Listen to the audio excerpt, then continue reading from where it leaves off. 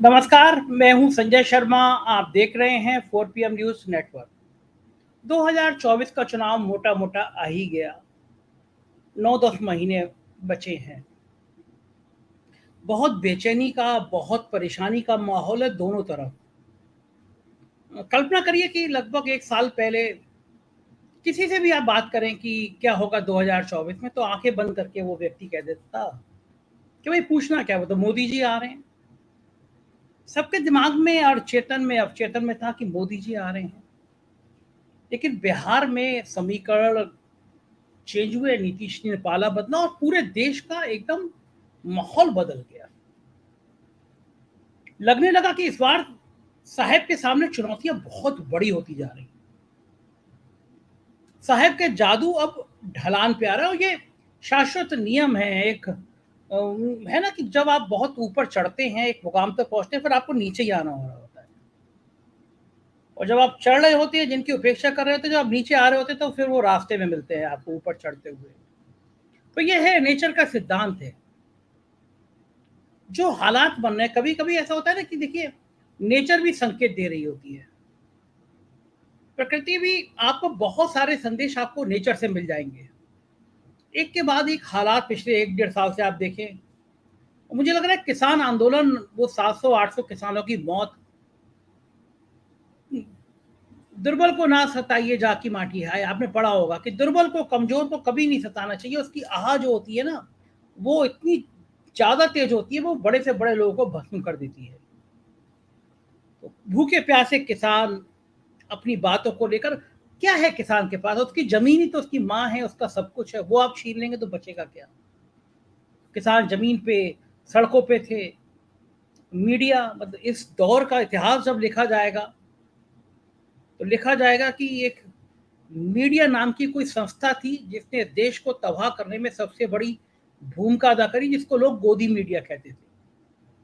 सोचा नहीं था कि कभी मीडिया का ये रूप हो जाएगा, भक्ति काल यहाँ तक पहुँच जाएगा। सुधीर चौधरी, अंजना ओम, रूप का लियाकत जैसे लोग आ जाएँगे, जो साहेब की चरण वंदना में ही तीनों धाम देखते हैं। मैं कह रहा था कि कभी-कभी संयोग होता है। जिस दिन सेंट्रल विस्टा का उद्घाटन हुआ, उसी दिन खिलाड़ियों को घसीटने की खबर आई और उसी दिन मध्य प्रदेश में 750 करोड़ के बने प्रोजेक्ट के मूर्तियों के धराशायी होने की खबर आई। ये सब एक 24 घंटे के अंदर घटनाएँ हुई। अचानक सारी मूर्तियाँ गिर जाएँ, खंडित हो जाएँ, तरह-तरह की अटकलें चलने लगी। इस बीच में मुझे एक किसी ने, मित्र, मेरे बहुत अच्छा मित्र है और वैज्ञानिक है, उसने मुझसे कहा कि यार एक एस्ट्रोलॉजर हैं, कई चैनलों पे आते हैं और मैं उनको सालों से उनकी स्टडी करता रहता हूँ। तो मैं हँसा भी, मैंने कहा कि आप भी यकीन करते हैं? क्योंकि मैं व्यक्तिगत तौर पे मैं ज्योतिष में यकीन करता हूँ और मैं अगर अपना व्यक्तिगत अनुभव बताऊँ, तो मेरी ज़िंदगी की कई सारी ऐसी घटनाएँ हुई हैं। लोगों ने 5 साल, 7 साल, 8 साल पहले बाकायदा बताया था, इस साल नहीं होगा, होता है वो। तो मैं ज्योतिष शास्त्र को मानता हूँ। मतलब आप, कुछ मेरे दर्शक ऐसे हैं जो मुझसे कहते हैं कि आप भी कहाँ इन बातों को लेके बैठ जाते हैं, लेकिन मैं चूँकि मैं मानता हूँ, इसलिए मैं कहता हूँ कि हाँ, मुझे आपका अनुभव नहीं होगा, लेकिन मेरा अनुभव है कि हाँ, होती हैं कुछ चीज़ें, ऐसी गणनाएँ होती हैं। अब कौन गणना कर लेता है, कोई बाबा बागेश्वर कहता है कि मैं हनुमान जी का भक्त हूँ, लाओ नाम बता दूँ तुम्हें, और कोई वाक़ई में पढ़ा-लिखा इंसान गणना करता है। तो मुझे उन्होंने एक ऐसे शख्स का नाम बताया, मेरे मित्र ने, तो तमाम टीवी चैनलों पे उन्होंने बताया कि वो आए और उन्होंने मुझे लिंक भेजे। कुछ चीज़ों से मैं बड़ा प्रभावित हुआ। इन जोशियों ने, जिस ज्योतिष की बात कर रहा हूँ, जिस जोशी की बात कर रहा हूँ मैं आपसे, इन्होंने कर्नाटक चुनाव के कई महीने पहले कह दिया कि कर्नाटक में भारतीय जनता पार्टी जीत नहीं पाएगी। जिस समय नोटबंदी हुई, उसके 2 घंटे बाद इन्होंने भविष्यवाणी करी कि ये जिस काल में, जिस खंड में ये नोटबंदी की ये घोषणा हुई है, ये सरकार को बैकफायर करेगी, बहुत नुकसान पहुँचाएगी। फिर मेरी इस ज्योतिषी से मेरी बात हो रही थी, मैंने ऐसी सामान्य बात कर रहा था, तो उन्होंने मुझे बहुत चौंकाने वाली बातें बताई प्रधानमंत्री नरेंद्र मोदी को लेकर। कोई जोशी ऐसे नहीं जो कम पढ़े लिखे हो, एक इंजीनियरिंग किया हुआ जोशी, इंजीनियरिंग करके शोध किया हुआ व्यक्ति। आज मैं इस जोशी से आपको सीधे उनके पास ले चलता हूँ। राजनीति से जुड़ी हुई कोई बहुत बड़ी भविष्यवाणियां मैं आपको सुनवाता हूँ। इस वीडियो को पूरा सुनिएगा, कहीं नोट करिएगा, कि इस दिन ये भविष्यवाणी हुई है, 10 महीने की बात है, सच है या गलत है। और जो एक भविष्यवाणी प्रधानमंत्री मोदी के अगस्त से बुरे दिन होने की है, उसकी तिथि नोट कर लीजिएगा, क्योंकि सिर्फ 90 दिन बचे हैं। और इस जोशी के हिसाब से अगस्त से साहेब के बहुत बुरे दिन शुरू हो रहे हैं। मेरी तो कामना है वो स्वस्थ रहे, प्रसन्न रहे, लंबी आयु हो उनकी। तो मैं चलता हूँ सीधा एक जाने माने जोशी राजीव जी के पास और उनसे संवाद करता हूँ। स्वागत है राजीव नारायण शर्मा जी। आपकी भविष्यवाणियों ने पूरे देश में तहलका मचा रखा है। तमाम टीवी चैनल पर आप भविष्यवाणी करते रहते हैं। तो मैं भविष्यवाणियों पे पहले बाद में आऊँगा। मुझे बताया गया कि आप बड़े पढ़े लिखे इंजीनियर हैं। मैं पहले यहाँ से शुरुआत करूँगा कि आपने कहाँ इंजीनियरिंग कहाँ से की थी राजीव जी? संजय जी, मैं इंजीनियरिंग मैंने एनआईटी में शिकोहाबाद का रहने वाला हूँ और मेरी स्कूलिंग वहीं पर शिकोहाबाद में हुई। उसके बाद जो AIEEE जिसको कहते हैं उसके थ्रू कंपटीशन के थ्रू मेरा सिलेक्शन हुआ और मैं राउरकेला से NIT national institute of technology Rourkela से मैंने इंजीनियरिंग किया मैकेनिकल में। राजीव जी, उसके बाद जी इतनी बढ़िया इंजीनियरिंग करने के बाद, चलिए मैं बाद में पांच सवाल मैं बाद में पूछूंगा, आप कुछ कह रहे थे, उसके बाद क्या किया आपने? हाँ, ये देखिए ना, उसके बाद ये है कि इंजीनियरिंग करने के बाद मेरा अपना बिजनेस था और 2004 में हनुमान जी के भक्ति के बाद ये सब ट्रांसफॉर्मेशन हुआ, जहां पर मैंने सब कुछ छोड़ दिया और टोटल मेरा स्पिरिचुअल डाइवर्जन हो गया। तो ज्योतिष भी आपको पता है, ज्योतिष वेद का पार्ट है। ज्योतिष कहीं अलग से नहीं आई है। आप वेद के जो 6 लिम्स कहे गए, शिक्षा, कल्प, निरुक्त, व्याकरण, छंद और ज्योतिष, और ज्योतिष को वेदों का आई माना गया है। आंख को आप जानते हैं, हमारे शरीर में सबसे महत्वपूर्ण अंग क्या है? आंख। अगर आंख ना हो तो हम दुनिया के कलर देख ही नहीं सकते हैं। इसी तरह ज्योतिष के ज्ञान के बिना आप जीवन के कलर देख ही नहीं सकते हैं। तो ये सब हनुमान जी की कृपा से हुआ है। और आगे आपके जो प्रश्नों में उसके एक पढ़ा लिखा इंजीनियर, पिताजी माता पिताजी ने सोचा होगा बेटा इंजीनियर बनेगा, बड़ा IAS बनेगा बाद में, और आप आ गए ज्योतिषी चारी में। तो घर वर में कुछ नाराजगी और नाराजगी नहीं हुई आपके सब लोग? नहीं, नहीं, बिल्कुल नहीं। मेरे 2 बेटियां हैं और दोनों बेटियां विदेश में पढ़ रही हैं और कोई नाराजगी नहीं हुई। हाँ जी, दोनों विदेश में हैं। एक ऑस्ट्रेलिया में है, दूसरी लंदन में है। वाह, तो क्या बात है, क्या हाँ, बात है। मेरी वाइफ टीचर हैं यहाँ पर फरीदाबाद कॉन्वेंट स्कूल में। बहुत बहुत बहुत तो किसी ने कोई नाराजगी नहीं की। मेरे परिवार ने मुझे एज इट इज एक्सेप्ट कर लिया। हाँ, ये जरूर है कि उन लोगों ने, किसी ने ये नहीं पूछा कि भाई आपने इतना बड़ा डिसीजन लिया कि बिजनेस छोड़ के आप इस लाइन में आए, जहाँ पर पैसे की और आर्थिक उसकी कोई गारंटी नहीं है। तो ऐसा नहीं था। देखिए, जब हम ज्योतिष का अध्ययन कर रहे, क्योंकि मैं आपको पहली बात बताना चाहता हूँ कि मैंने ज्योतिष शौकिया नहीं की है। मैंने बाकायदा 2 साल का कोर्स करके परीक्षा देके के पास की है। उसके बाद 13 बरस इसमें रिसर्च की है, गहन रिसर्च, अलग अलग विषयों पर। 13 ईयर टोटल खर्चा हमने अपने 17 साल का निकाला तो 25 से 28 लाख के बीच में खर्चा आता है, जो हमने इसमें आने जाने का खर्चा सब शामिल कर लेता हूं, मैंने खर्च किया इस विद्या पे। क्योंकि मुझे ये लगा कि देखिए, एक तो ब्राह्मण के घर में जन्म लेना है, और दूसरा बात है कि आप अपने, जो हम बड़े आजकल कॉमन चल रहा है, विश्वगुरु विश्वगुरु विश्वगुरु कोई व्यक्ति नहीं करा सकता। ज्ञान के थ्रू हम विश्वगुरु बन सकते हैं। तो ज्ञान के प्रति आकर्षण, वेदों में भगवान का स्वरूप माना गया है ज्ञान को। आप देखिए, ये ज्ञान ही था जिसकी गुरु नानक ने सारे संसार को संदेश दिया, तुलसीदास ने दिया, सूरदास ने दिया, शंकराचार्य जी ने, वगैरह वगैरह। तो इसीलिए यहाँ पर मेरे साथ वो, हाँ, ये जरूर था प्रश्न चिन्ह कि भाई पैसा पीछे, लेकिन भगवान है। जब भगवान जिसके साथ है तो भक्त का तो भगवान कल्याण करते ही हैं। तो मेरे को उस तरफ भी आर्थिक रूप से भी कोई कष्ट नहीं हुआ है।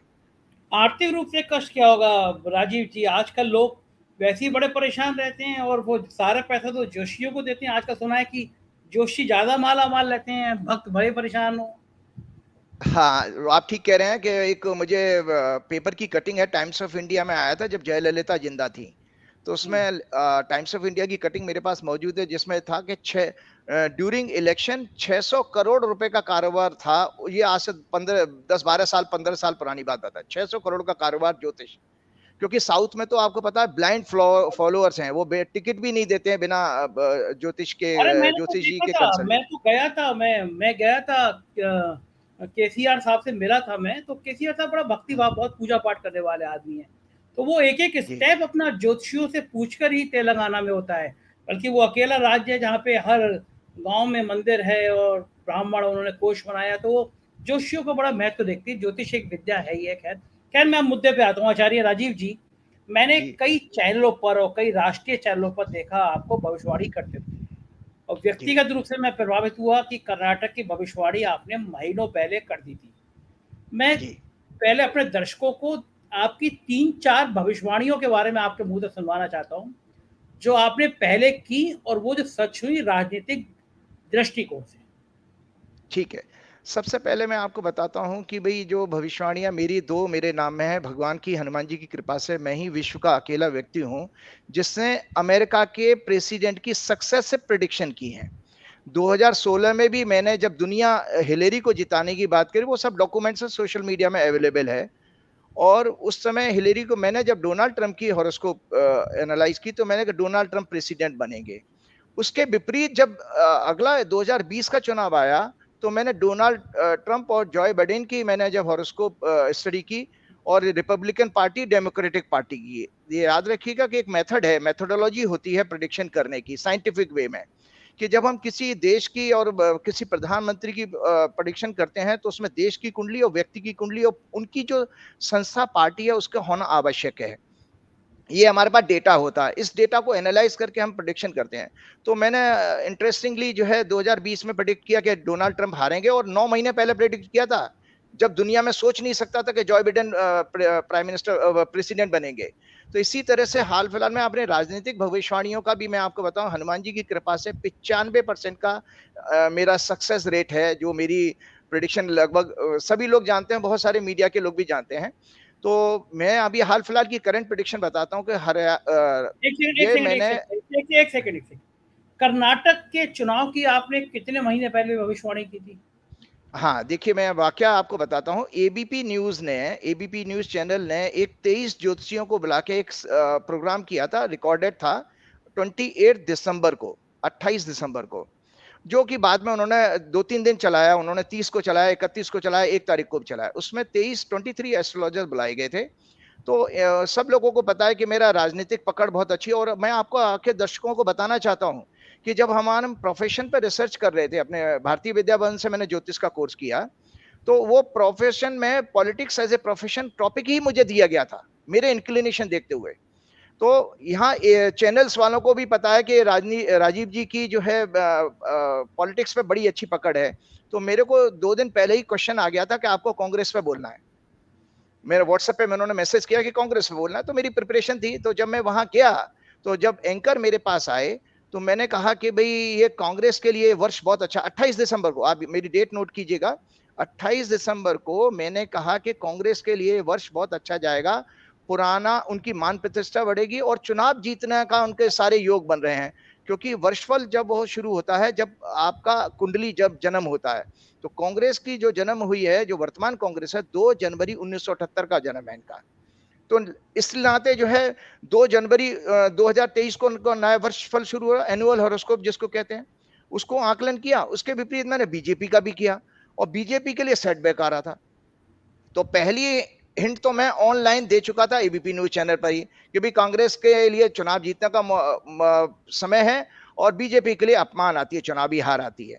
फिर उसके बाद 2 जनवरी को ही मैंने सोशल मीडिया पे ट्विटर के जरिए और फेसबुक पर पोस्ट डाली कि कांग्रेस जो है इस बार यही बातें जो जो मैंने चैनल पे कही वो वहां कर दी।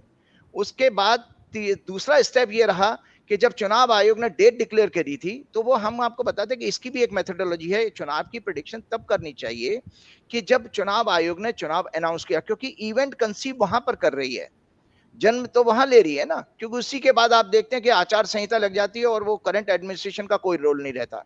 तो वो बेस बना के हमने देखा कि भाई बीजेपी के लिए सेटबैक आ रहा है। तो मैंने उसको इस प्रेडिक्शन को 3 बार रिपीटेडली सोशल मीडिया पे कहा, 2 जनवरी को कहा, 18 फरवरी को किया, 29 मार्च को बताया और सब अवेलेबल हैं सोशल मीडिया पे, आप देख सकते हैं। तो ये मैं बता चुका था। तो उस समय मैं ये देखता हूँ कि हम जब पॉलिटिकल एनालिस्ट को और बाकी लोगों को देखते हैं, सेफोलॉजिस्ट को, तो वो तो पब्लिक का मूड और जो जितने आपके वायदे, चुनावी वायदे और रिएक्शन देख करके हम अपनी ओपिनियन बनाते हैं। लेकिन एक ज्योतिषी कितना कॉन्फिडेंट है कि 4 महीने पहले उस चीज को वो बोल रहा है और वो हुआ भी वही। इसी तरह हिमाचल के चुनाव में भी मैंने पहले ही प्रेडिक्ट कर दिया था कि बीजेपी को सेटबैक आ रहा है, हिमाचल और एमसीडी में, दोनों में। कितने कितने कितने दिन पहले आपने किया था ये? वो भी लगभग जब चुनाव अनाउंस हुआ था हिमाचल का, तो वो 4 और 5 दिसंबर को शायद चुनाव था, तो वो मेरी प्रेडिक्शन वो भी 1 महीने पहले की है। अच्छा, भाई आचार्य राजीव जी, मध्य प्रदेश, राजस्थान, छत्तीसगढ़, तेलंगाना, मध्य प्रदेश, राजस्थान, छत्तीसगढ़, तेलंगाना, तीनों में, तेलंगाना को छोड़ दीजिए, बाकी तीनों राज्यों में सीधा मुकाबला भाजपा और कांग्रेस का है। तेलंगाना में केसीआर की पार्टी में फाइट में है। इन चारों राज्यों में आपकी भविष्यवाणी क्या है? ये मैं इसलिए कह दे रहा हूँ, अभी 4-5 महीने हैं, तो मोटा मोटा मैं भी रिकॉर्ड में रखूंगा कि आपकी कितनी बातें सही हुई, और मेरे दर्शक भी रिकॉर्ड में रखेंगे। जी, मैं आपको एक बहुत अच्छी जानकारी देता हूं आपके दर्शकों को कि छत्तीसगढ़, मध्य प्रदेश, राजस्थान की भविष्यवाणी करने वाला पिछले चुनाव का अकेला मैं ज्योतिषी हूं। मैंने जिस दिन चुनाव आयोग ने पिछले, जब ये 2018 में चुनाव हुआ था, तो मैंने वहां जिस दिन चुनाव आयोग ने डिक्लेयर किया, उसी समय मैंने ट्वीट कर दिया था कि इसमें बीजेपी को अपमान और पराजय देखनी पड़ेगी। तो जो अभी आपके राजस्थान के गवर्नर साहब हैं, ये मेरे से जुड़े हुए हैं। इन्होंने मुझसे कहा कि अरे आप क्या करवा रहे हैं? मैंने कहा साहब मैं कुछ नहीं कर सकता, ये तो काल की गणना है। और वो बड़े निराश हो गए थे, और वो ये परिणाम आया कि किसी ने उस समय उम्मीद नहीं की थी कि तीनों राज्यों में कांग्रेस जीती थी। अब आपकी वर्तमान इस समय स्थिति के लिए मैं बताता हूँ, तो 2 चीजें हमारे पास हैं। फर्स्ट ऑफ ऑल, अभी हमारी इलेक्शन की डेट तो अनाउंस नहीं हुई है, तो हम वो मोमेंट ऑफ कंसीविंग अब नहीं कह रहे, लेकिन भाजपा की वर्षफल हमारे पास है, कांग्रेस की वर्षफल है, जिसको मैं बता ही चुका हूं कि कांग्रेस के लिए विजय होने का योग है पूरे वर्ष में। तो जितने भी चुनाव आ जाएं, 4 नहीं 10 हो जाएं, 40 आ जाएं चुनाव। इसी तरह से बीजेपी के लिए अगर हार है तो वो सारे राज्यों में हार आएगी। अब इसके साथ साथ 2 चीजें और देखी जाती हैं कि अपनी इनकी पार्टी की कुंडली भी है। तो पार्टी की कुंडली में बताता हूं, इस समय बीजेपी की अत्यंत खराब दशा चल रही है। ये मुझे इसलिए नहीं कि मेरा कोई पूर्वाग्रह नहीं है, मैं कोई जो है कि मेरा कोई राजनीतिक किसी से लिंक भी, राजनीतिक कोई लिंक नहीं है। लेकिन मैंने देखा जुलाई 2022 से इनकी बीजेपी की जो फॉर्मेशन हुई थी 6 अप्रैल 1980 को हुई थी। इनकी चंद्रमा की महादशा चल रही है। चंद्रमा इनका नीच का है, पीड़ित है, 6वें भाव में है। 6वां घर क्राइसिस का माना जाता है। अब उसमें चंद्रमा शनि की दशा इनकी जुलाई 2022 से शुरू हुई, तो उसी समय मैंने ट्वीट किया था, उसी समय जुलाई 2022 में, कि बीजेपी के लिए एलाइज और उनके संगठन में जितने सहयोगी हैं उनसे कष्ट आने वाला है। और आप देखिए, आप तो बहुत बड़े पत्रकार हैं, आपको पता है कि बिहार की सरकारी उसके बाद गिरी है। तो पहली कैजुअलिटी ये हुई कि जैसे ही चंद्र में शनि की दशा शुरू हुई कि एक बैठी बैठाई सरकार हाथ से निकल गई इनके। महाराष्ट्र का मैनिपुलेशन उससे पहले हुआ है। तो इस नाते बीजेपी की चंद्र में शनि की दशा तो अभी भी चल रही है, जो अगले 2 फरवरी के 2024 तक चलेगी। इस बीच में जितने चुनाव आते हैं बीजेपी के लिए कष्ट ही रहेगा, घोर मानसिक कष्ट का पीरियड है ये। दुनिया के, मैं एक पार्टी की बात नहीं बता रहा हूं, चंद्र में शनि की दशा, और अगर ये पीड़ित हो, ये ज्योतिष का फंडामेंटल सिद्धांत है, चाहे आप 100 करोड़ नहीं 800 करोड़ लोगों की, पूरे विश्व की आबादी का अगर ये पीरियड निकाल के लाए, तो घोर मानसिक कष्ट का समय होता है। ये ज्योतिष का फंडामेंटल नियम बता रहा हूं कि चंद्र में शनि की दशा आपके लिए मानसिक कष्ट की दशा है। आप कितना ही कोशिश कर लिए, वो तो मनुष्य का तो ईगो होता ही है, उसको पैसे वाले को पैसे का होता है, पावर वाले को पावर का होता है, लेकिन काल से बड़ा तो कोई नहीं है। जो, और आपको बता दूं, मैं अक्सर ये काल गणना के रूप में लिखता हूं, मैं प्रेडिक्शन नहीं लिखता हूं, मैं अपनी पोस्ट में काल गणना लिखता हूं, क्योंकि दर्शकों को बताना चाहता हूं काल का अर्थ संस्कृत में समय से है, मृत्यु नहीं है। और ज्योतिष को जो समय कब बनता है, पृथ्वी, चंद्र और सूर्य की गति से समय आपका बनता है। तो ये सब ग्रह हैं, तो इसीलिए काल का अर्थ दूसरा मीनिंग जो है ज्योतिष भी है। ज्योतिष का जो मायने है वो काल है। तो काल के अनुसार तो भाई बीजेपी के लिए ये 4 राज्यों में कोई बहुत अच्छा संकेत नहीं आ रहा। चाहे जितना भी वो पूरी फौज लगा दें, पूरे उसमें सारे संसार का पैसा लगा दें, सारे संसार को लेकर के वो उसमें प्रचार के लिए लगा दें, तब भी ऐसी सफलता नहीं मिलने वाली है। और यही मनुष्य का जो है, भगवान घमंड तोड़ते हैं इसी तरह से। अच्छा, लेकिन बताइए मुझे राजीव जी, मध्य प्रदेश और छत्तीसगढ़ में तो लोग मान रहे हैं, लेकिन राजस्थान में तो कांग्रेस में भी लड़ाई है, गहलोत में और सचिन पायलट में। लोग कह रहे हैं कि राजस्थान में बीजेपी जीत सकती है, और आपके हिसाब से ये साल में बीजेपी कहीं जीत नहीं रही है। हाँ, मैं बिल्कुल, आपने बहुत अच्छी बात कही कि मेरी जब गणना में ये आ रहा है कि जब पार्टी की कुंडली ही खराब है, और उसको इस तरह से समझिए, आप किसी यात्रा पे जा रहे हैं, अगर आपकी गाड़ी ही अगर हिचकोले खा रही है, तो आप कितने ही अच्छे ड्राइवर हो, आप नहीं कर पाएंगे, चल नहीं पाएंगे। तो बीजेपी की, चूंकि आप उसी सिद्धांत पे चले जाइए, बीजेपी की फंडामेंटल कुंडली ही इस समय कमजोर पीरियड में चल रही है। तो उस नाते बीजेपी, जो आप झगड़े आप कांग्रेस के बता रहे हो, वो बीजेपी में भी बहुत हैं, वो आप सब जग जाए ना, और जर्नलिस्टों से ज्यादा अच्छा कौन जानता है, क्योंकि वहां पर जिस तरह के पॉलिटिकल ईगो है वहां राजस्थान की लीडरशिप में और सेंटर की लीडरशिप में, वो सामने बढ़ जाएगी अभी आने वाले समय, और बढ़ेगी। वो आप देख ही रहे हैं कि कर्नाटक में क्या हुआ भाई, बीजेपी ने बीजेपी को ही हराया, कांग्रेस से ज्यादा एक और फैक्टर था तो ये किसके कारण हो रहा है? ये चंद्र में शनि की दशा, जिसमें मैं पहले ही कह चुका हूं, एलाइज और आपस में इनके सिर्फ टब्बल शुरू हो जाएगी, और जुलाई से चल रही है ये। राजीव जी, अगर आपकी बात सुन ली प्रधानमंत्री जी ने, तो इस साल वो चुनाव होने ही नहीं देंगे, चाहे कुछ भी हो जाए।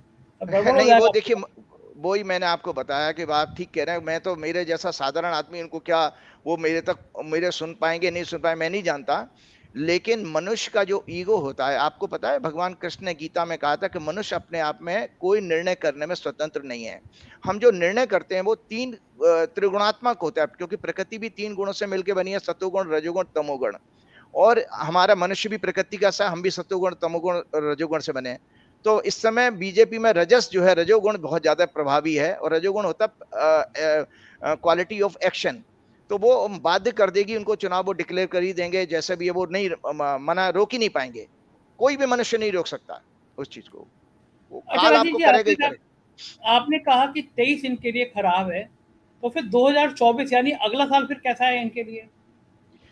बहुत अच्छी बात आपने कही। देखिए, बाय दैट टाइम जब 2024 आता है, और 2024 भी बहुत अच्छा समय नहीं है, पहली बात तो हम ये आपको उसी चीज पे बता रहे हैं जो मैंने कहा था कि हम बहुत जल्दी इस चीज को आकलन इसलिए कर रहे हैं क्योंकि कोई डेट अनाउंस नहीं है, लेकिन परफॉर्मेंस आपकी फरवरी में, और अभी 8 महीने का लगभग गैप है, इस 8 महीने में इतना आपके साथ डैमेज हो चुका होगा कि जिसको आप रिपेयर ही नहीं कर पाओगे।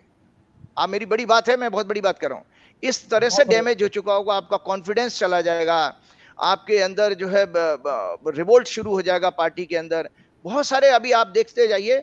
जो और एक और इंटरेस्टिंग चीज बताता हूं मैंने, अगर आप कैमरे पे जूम करके दिखा सकते हैं, नरेंद्र मोदी जी की ओथ एक जो हुई थी, वो जो है मैंने ही प्रिडिक्ट की थी, अकेले, अकेला जोशी में हूं, और आज ही का दिन की थी, 31 अच्छा। मई 2019 को नरेंद्र मोदी ने 7:06 पर ओथ ली थी। इस ओथ की कुंडली बहुत अच्छी नहीं है। इस ओथ की कुंडली में बताया गया था कि इस कार्यकाल में उनको फार्मर डिस्ट्रेस देखना पड़ेगा, मतलब किसानों का आंदोलन होगा, जो हुआ। उसके बाद मैंने कहा कि आंतरिक कलह रहेगी, और आप 4 साल में देख रहे हैं कि क्या देश था हमारा 2019 से पहले, बस से बदतर हो गया। पड़ोसी देशों से संबंध खराब होंगे, पड़ोसी देशों से संबंध आपको पता ही है क्या हालत हो रखी है। अर्थव्यवस्था भी खराब होगी, वो भी आपको पता है कि किस तरह से सरकारी एजेंसियां आंकड़ों में मैनिपुलेशन करके अपनी इमेज को बचाई हुई, मीडिया उसका काम करता नहीं है। तो सत्य तो लोगों के सामने नहीं आ रहा, लेकिन अंदर की स्थिति तो बहुत अच्छी नहीं है।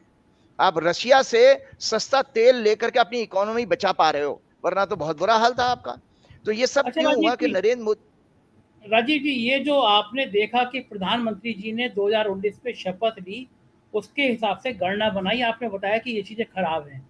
तो ये प्रधानमंत्री जी का ये जो कार्यकाल है, अभी बचा है लगभग 10-11 महीने का, ये कैसे गुजरेगा? ये आपने बहुत अच्छी की। तो इसी में आपको मैं एक बहुत अच्छी जानकारी देता हूं, आपके दर्शकों को पता होना चाहिए, दुनिया के लोगों को पता होना चाहिए कि जब हम किसी सरकार की भविष्यवाणी करते हैं तो उसकी आयु कितनी है। उसकी आयु कॉन्स्टिट्यूशन के हिसाब से हमारे देश में 5 बरस है। तो वो बच्चा जन्म कब ले रहा है? जब चुनाव आयोग ने तारीख डिक्लेयर करी, तो वहां से हॉरोस्कोप बनती है, और उसके बाद खत्म हो जाती है जब चुनाव अनाउंस होता है अगला।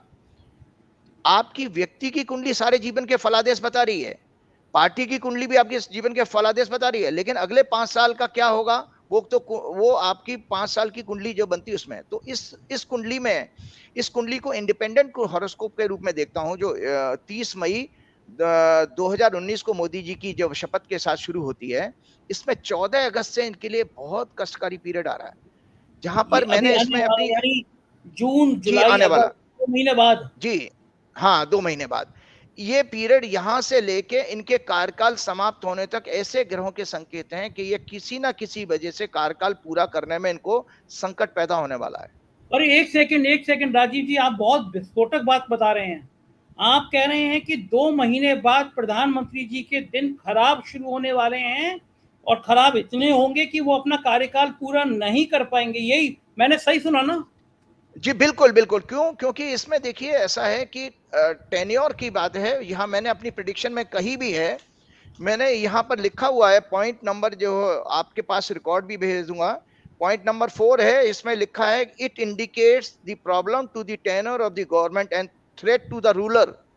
रूलर के लिए भी शारीरिक कष्ट हो कोई है ऐसा इस तरह के कष्ट आने वाले हैं और ये पीरियड इन 5 साल में बना है तो 14 अगस्त से बन रहा है और कहाँ तक बनेगा 29 जब तक चुनाव अनाउंस नहीं होते उस पीरियड में। एंटायर ये 8-10 महीने जो आ रहे हैं, बहुत बहुत कष्ट दिखाने वाले हैं सरकार के लिए। तो आपका कहने का मतलब ये है कि कार्यकाल पूरा नहीं करेंगे, इसका मतलब चुनाव समय से पहले हो जाएँगे? जी, कुछ भी हो सकता है देखिए स्वास्थ्य का कोई विषय आ सकता है या कोई करप्शन का विषय आ जाए जिसकी वजह से सरकार को कोई कष्ट हो या ओवर कॉन्फिडेंस में आप कोई ऐसा निर्णय ले लें कि भी डिसॉल्व करके पार्लियामेंट को नया चुनाव कराना जाए, कुछ भी हो सकता है। मेरा ज्योतिषी का तो संबंध केवल ये है कि ज्योतिषी ये दिख रहा है कि आप 5 साल का समय पूरा नहीं कर पा रहे हैं, जबकि दुनिया के लोग मेरे ऊपर हँसेंगे वो यार इनके तो 303 एमपी हैं।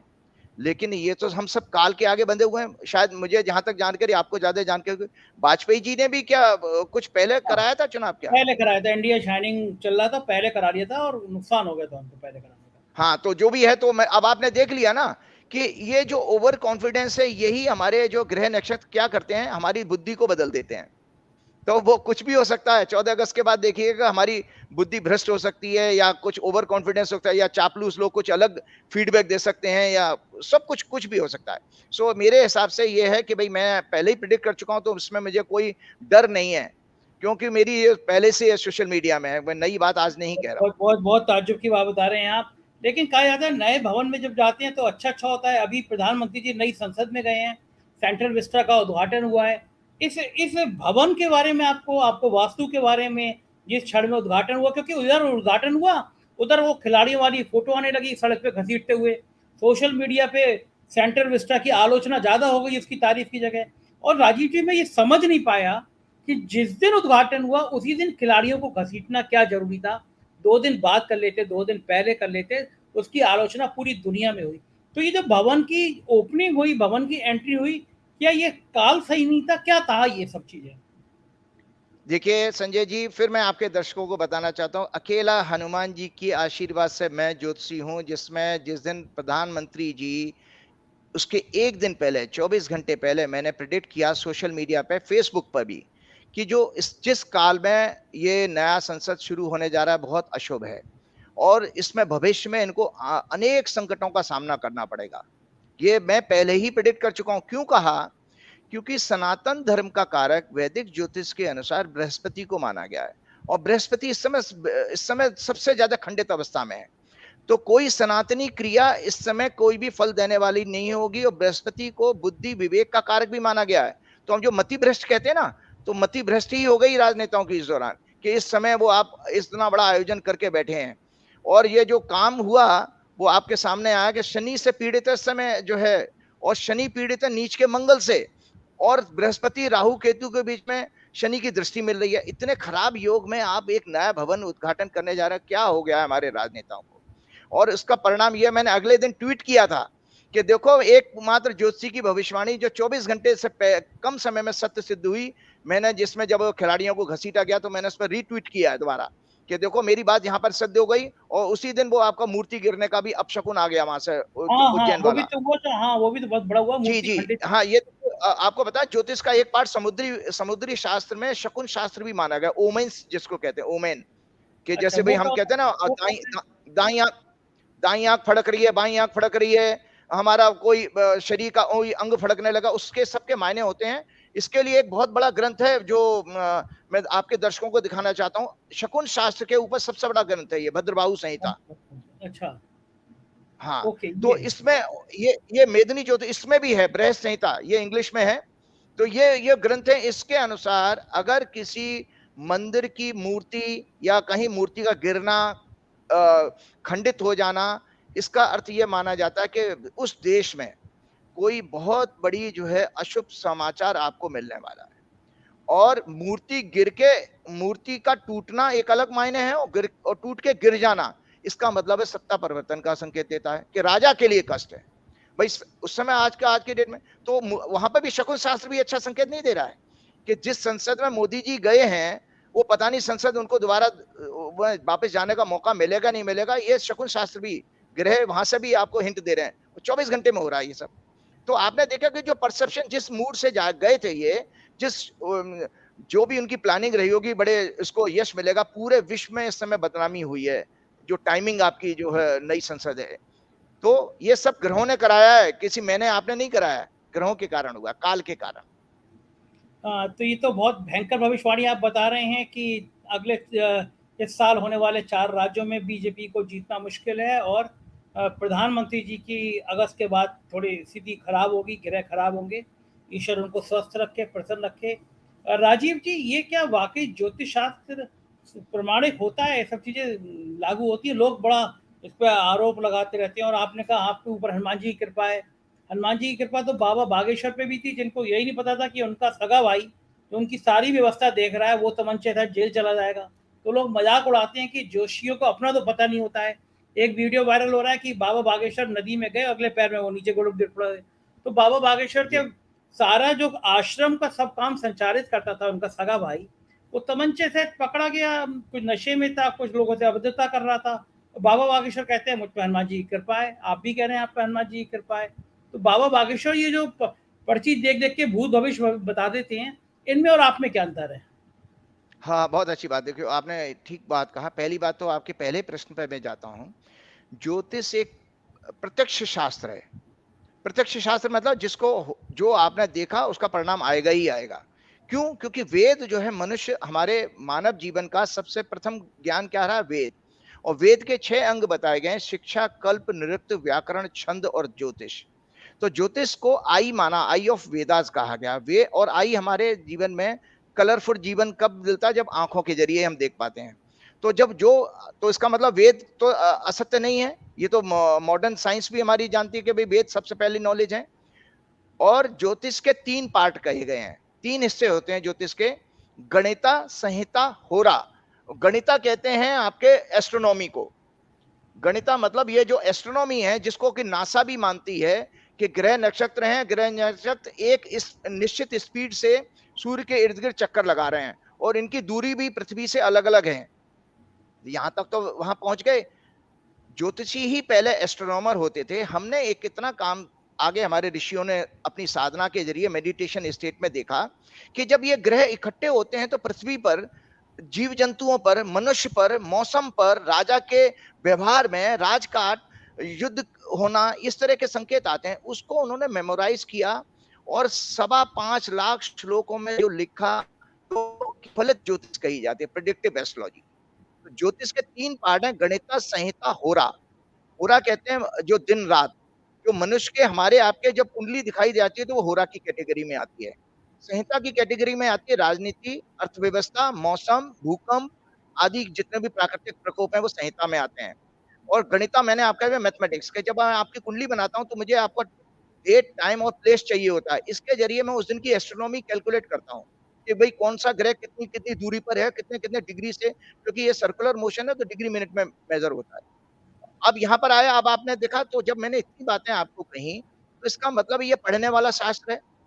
पूर्व काल में जो मैथमेटिक्स में सबसे ज्यादा स्ट्रॉन्ग स्टूडेंट होते थे वही ज्योतिषी बनते थे। कि ज्योतिष की पहली कंडीशन ये क्या है? He should be very good in mathematics. तो वैदिक गणित है ये हमारा।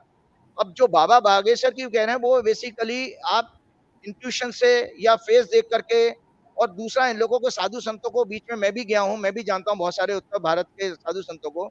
ये लोग थोड़ा बहुत प्रश्न शास्त्र पे जानते हैं। प्रश्न शास्त्र क्या होता है कि आप जैसे बाबा के आश्रम में घुसे आपने दायाँ पैर रखा या बायाँ पैर रखा, उसपे कुछ कुंडली बना ली, उसपे एक संकेत दे दिया, आप कष्टों में हैं और आप गए, तो उनका हिप्नोटिज़्म ज़्यादा है, कोई शास्त्र नहीं है। शास्त्र ये कहता है कि आपकी रिपीटेडली वो प्रेडिक्शन सही आनी चाहिए और उसका डॉक्यूमेंटेशन होना चाहिए। मेरी तो सारी की सारी प्रेडिक्शन डॉक्यूमेंटेड हैं, आप सोशल मीडिया पे सब देखिए। बाकायदा मैं क्लैरिटी के साथ लिखता हूँ कि इन ग्रहों के प्रभाव से ये इफ़ेक्ट आ रहा है, तो साइंस के रूप में मैं एक्सप्लेन कर रहा हूँ, क्योंकि मेरी खुद की पीछे की बैकग्राउंड साइंस की है। मेरे पास लॉजिक है, रीज़निंग भी है। तो बाबा बागेश्वर की बात मैंने आपको इसलिए कहा कि वो सब शौकिया लोग हैं और हिप्नोटिस्ट हैं बेसिकली। और आपको हनुमान जी की भक्ति की बात बता देता हूँ। देखिए, हनुमान जी को जानने के लिए आपको दिव्य शक्ति चाहिए। आप हनुमान जी को जानते ही नहीं हैं। हनुमान जी बेसिकली ज्ञानियों में अग्रणी हैं, भक्त शिरोमणि हैं और ट्रू सेंस में कर्मयोगी थे। कर्मयोगी भगवान कृष्ण ने कहा है गीता में, कर्मयोगी भी वो होता है जो फल की इच्छा न रखे, काम तो करे लेकिन फल की इच्छा न रखे। जितने भी रामायण काल में चैलेंजिंग टास्क हुए वो हनुमान जी ने किए हैं। लेकिन जब प्रशंसा की बात आती थी तो राम जी के पास जब संदेश पहुंचता था भाई ये काम किसने किया, तो हनुमान जी सबसे पीछे खड़े हो जाते थे। उसमें भी कभी क्रेडिट नहीं लिया उन्होंने, वो कहते प्रभु आपकी कृपा से हुआ। तो ऐसा व्यक्ति, जो व्यक्ति हर बात में ये कह के मैंने किया और मैं हनुमान जी का भक्त हूं, वो हनुमान जी का सच्चा भक्त हो ही नहीं सकता। हनुमान जी का सच्चा भक्त कभी भी मीडिया प्रचार प्रसारण नहीं चाहेगा। आपको बता देता हूँ, उसको कोई ऑरा क्रिएट नहीं करना है, क्योंकि उसके लिए भक्ति ही सब कुछ है। कि हनुमान जी भी मोस्ट ऑफ द टाइम हमेशा मेडिटेशन स्टेट में रहते थे रामायण काल में। जब उनको काम दिया गया तभी काम रहते, वरना वो श्री राम के हमेशा उसमें रहे हैं। तो ये जो जितने बाबाओं का आप नाम ले रहे हैं, ये सब पाखंड का स्वरूप है, क्योंकि बृहस्पति पीड़ित है। मैंने आपको कर्नाटक में तो हर मंच पे बजरंगबली की बात करके प्रधानमंत्री जी ने कहा जय बजरंगबली कह के वोट डालना। हाँ, तो वही तो मैं आपको कहा कि जब हनुमान जी तो इस चीज के लिए बहुत ही ज्यादा, हनुमान जी हमारे चेतन देवता है। अष्ट चिरंजीवी जो हमारे कहे गए हैं, व्यास जी, नारद जी और क्या नाम है, विभीषण, मार्कंडे ऋषि, ये अष्ट चिरंजीवी में हमारे हनुमान जी भी हैं। तो हनुमान जी तो हमारे चेतन देवता हैं। हनुमान जी को कतई पसंद नहीं है कि उनका नाम लेके पाखंड किया जाए। तो हमारे इसीलिए मुख्यमंत्री योगी आदित्यनाथ जी हैं, उन्होंने तो हनुमान जी की मंच पे जाति भी बता दी थी। हाँ, तो वही आपको बता रहा हूँ। आपको संजय जी एक और जानकारी देता हूँ। अकेला भगवान हनुमान जी का भक्त हूँ पूरे दुनिया में, जब जाति के दलित बताया गया था उनको, और 2018 के चुनाव से पहले राजस्थान में उन्होंने एक बात कही थी। उस समय जब एबीपी न्यूज ने मुझे बुलाया था, जब इस पर डिबेट हो रही थी, मैंने डिफेंड किया था। और मेरा क्रोध अगर कोई उस समय देखे, अगर वो वीडियो अवेलेबल हो, तो आप देखेंगे बिल्कुल ऐसा लग रहा है रूबिका लियाकत मेरी एंकर थी, उसके क्रोध फट पड़ेगा। और मैंने ये कहा था कि ये लोग पाखंडी लोग हनुमान जी को जानते ही नहीं है कि हनुमान जी का परिचय कब हुआ है। हनुमान जी का परिचय हुआ है किष्किंधा कांड में, जब वो जो हनुमान जी ब्राह्मण के वेश में राम जी से मिलते हैं, तो वहां पर ब्राह्मण है हनुमान जी, ये बताया गया। और रावण ने भी जब कहा कि ये ब्राह्मण जो ये बहुत ज्ञानी प्रतीत होता है, तो ज्ञान का अर्थ, ब्राह्मण का अर्थ भी मैं बता देता हूँ। ब्राह्मण का अर्थ किसी सरनेम से नहीं होता। ब्राह्मण का मतलब जो ब्रह्म में रमण करता हो। रमण करना मतलब रहना, भक्त के लिए कहा गया है। तो हनुमान जी को जो मैंने उस समय भी कहा था, उसका परिणाम आपके सामने है। मैंने चैलेंज किया था एबीपी न्यूज पे कि बाबा आदित्यनाथ जी को भी, और परिणाम आपने देखा, राजस्थान हार रही है। इसके बाद जब दोबारा हनुमान जी का लेकिन राजीव जी, जाति बताई योगी आदित्यनाथ जी ने, तो ये आदित्यनाथ तो दोबारा जीत गए उत्तर प्रदेश में। नहीं, अब उनका बात चल रही है कि वो उत्तर, प्रधानमंत्री बनेंगे। उनके लोग कहते हैं कि हाँ, मोदी के बाद योगी। हाँ, नहीं, वो तो देखो, वो आप ये पार्टी संगठन कुछ भी अपने करते रहे, उनको देखता कि एक पैंतरा नहीं चल रहा, दूसरा पैंतरा चल जाएगा, लेकिन ऐसा होने वाला नहीं है। क्योंकि भारत, आपकी बीजेपी की कुंडली, अल्टीमेटली संस्था की कुंडली जब कमजोर है तो किसी को भी बैठा दो, कोई काम करने वाला नहीं है। आपने अगर वो योगी आदित्यनाथ का इतना ही और पावरफुल था तो कर्नाटक में भी तो प्रचार किया था उन्होंने, प्रचार तो हिमाचल में भी किया था। तो आप ऐसा मापदंड ये मीडिया में क्यों बना लिया जाता है कि योगी बहुत बड़े पावरफुल है, मोदी बहुत पावरफुल, तो इन दो राज्यों में क्यों फ्लॉप हो गए? मोदी जी ने तो आप देखिए 15-16 राज्यों में कभी कोई विक्ट्री पाई नहीं है।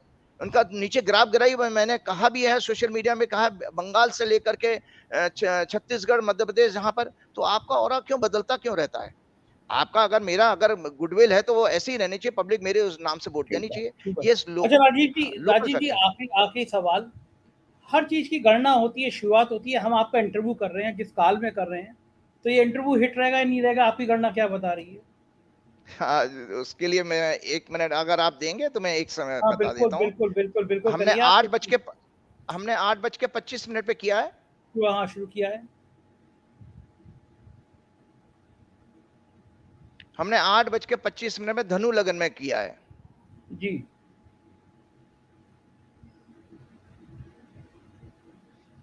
और मुहूर्त बनता है इस दौरान। ये बहुत अच्छी बात है। देखिए इसी तरह से सब्जेक्ट लोगों को क्लियर होता है कि हुँ, जब आप एक्टिव केस के रूप में जाना है और शुक्र के होरा में हमारा ये प्रोग्राम शुरू होता है।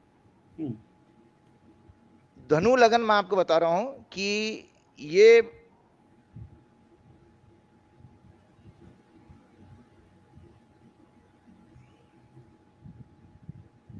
एक बहुत एग्रेसिव इंटरव्यू के रूप में देखा जाएगा।